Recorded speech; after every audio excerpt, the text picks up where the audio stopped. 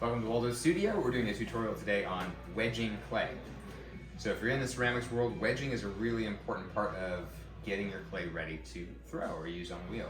Now, if you are using fresh clay straight out of the box, it's probably pretty uniform all the way through your clay body. But if you're using reclaimed clay, you especially need to wedge because there's slight differences in thickness or water or densities and potentially actually stuff inside your clay. So we want to make sure that there's no dried bits, no air pockets, any of that stuff that makes it really hard to throw. So we're going to grab some clay.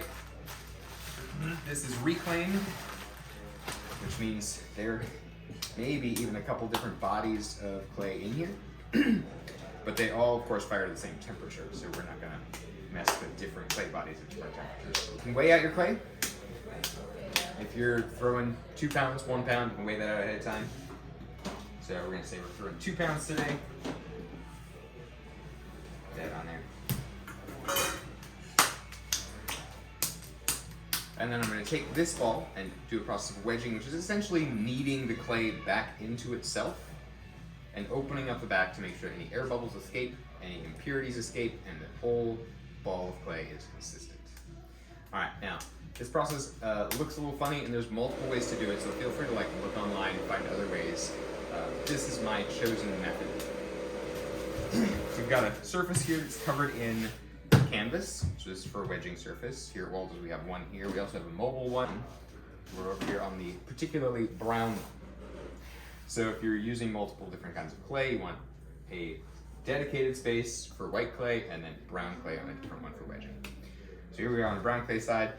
I'm going to press the meat of my thumbs down into the top of this clay, creating a kind of face shape of sunken eye holes, right? And then using my fingers, just lift up the back a little bit, just a little, and then press again. See that happen? Kind of folding on top of itself. So I'm not lifting up very much. I've got my hands wrapped around the sides, and I'm just pressing kind of the corners down and creating that face. So you see how there was an air pocket that just opened up? Up, press down, up, press down, up. Now, once you get into this, you just do it rather quickly. You see, I'm not lifting up very much. I'm just consistently kind of making that shape. And if you look down in here, I'm not creating a pocket, which would make more air bubbles. I'm pressing it down in, so it just kind of folds into itself. If I fold it totally over, like a taco, that'll just make a huge air pocket in there. Lift up the back, press, press, press. And you want to do this until the clay body looks consistent, feels consistent.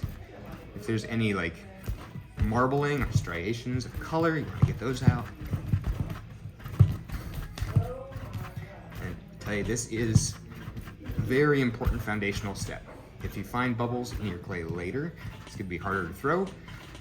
If bubbles make it all the way through to the drying process and into the kiln, well, they can explode and create little divots in your work, and in worst case scenario, damage someone else's piece. So you see we're just folding, folding, folding until it feels incredibly consistent.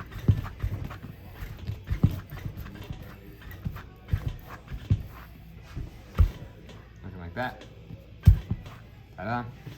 And then from this point, we're going to slap into a ball. Now, slapping is important. Do it gently because you can also create more air pockets if you go at this too aggressively. But just kind of move it around, slap it, slap it, slap it. Now we have a ball. And that's prepared for throwing on the wheel.